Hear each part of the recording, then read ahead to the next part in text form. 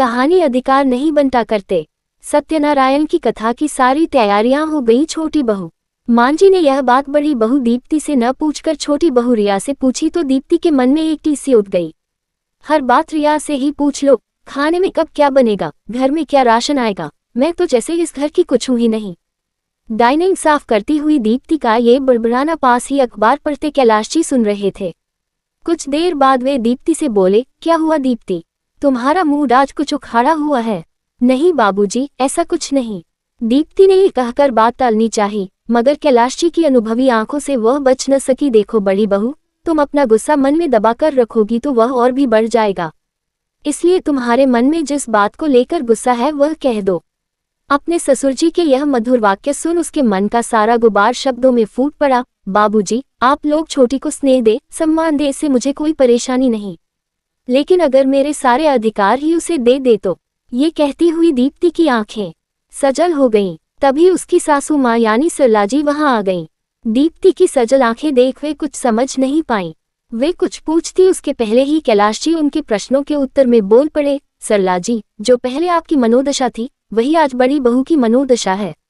दीप्ति और सरलाजी दोनों अचंभित सी कैलाश जी की ओर देखी तो वे आगे बोले, दीप्ति, तुझे आजकल छोटी बहू के आ जाने से जो महसूस हो रहा है न ऐसा ही तुम्हारी सास सरला को भी महसूस होता था जब तुम नई नई इस घर में आई थी। तब ये हमेशा मेरे सामने मुंह फुलाकर एक ही बात बोलती रहती थी कि मेरे तो सारे अधिकार दीप्ति ने छीन लिए, अब तो घर में सब उसकी मर्जी से ही होता है।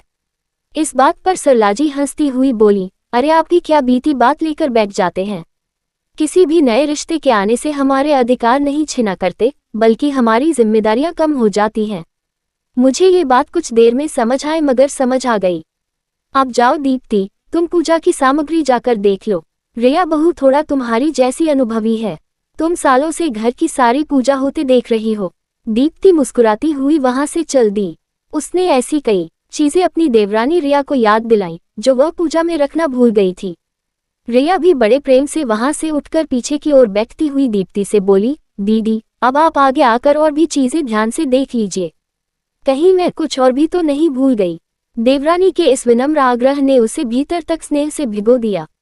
घर के बाकी लोगों के साथ पीछे पीछे सरलाजी और कैलाश जी भी आ गए और सरलाजी ने भी पूजा सामग्री की ऐसी दो चार चीजें याद दिला दी जो उनकी दोनों बहुएं रखना भूल गई थी। कुछ ही देर में पंडित जी कथा के लिए आ चुके थे। वे कथा की सारी उत्तम व्यवस्था देखकर कैलाश जी की प्रशंसा करने लगे तो कैलाश जी पंडित जी से बोले, हमारे घर की सारी जिम्मेदारियां 3 जिम्मेदार और समझदार नारियों ने ले रखी है, तभी तो हमारे घर में हर चीज की तैयारी पूरी पुख्ता तरीके से होती है।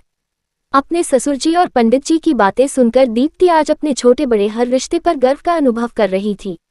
उसे वाकई ये लग रहा था कि रिया के आने से उसकी कितनी सारी जिम्मेदारियां कम हो गई हैं। दीप्ति को अपने मन में उठे कड़वे भावों पर बड़ा पछतावा हो रहा था। वह समझ गई थी कि नए रिश्तों के आने से जिम्मेदारियां बढ़ती हैं, अधिकार नहीं।